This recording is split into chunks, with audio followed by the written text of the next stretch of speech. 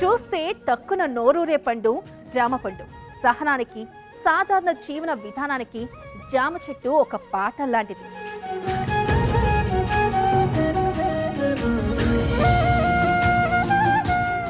జామ పండు స్వీకరించిన ఎడల ఉపవాస దోషం కలగదు, ఉపవాస వ్రతానికి నియమభంగం వాటిల్లదు అని కూడా శాస్త్ర ప్రమాణం.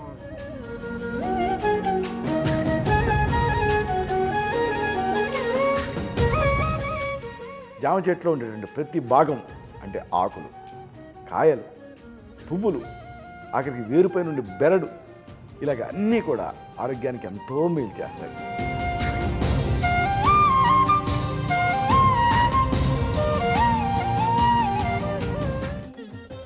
పవిత్ర వృక్షాలు ప్రతి గురువారం మధ్యాహ్నం 12 గంటలకు, తిరిగి సాయంత్రం 6 గంటలకు చూస్తూ ఉండండి మీ ఈటీవీ అభిరుచి ఛానల్లో.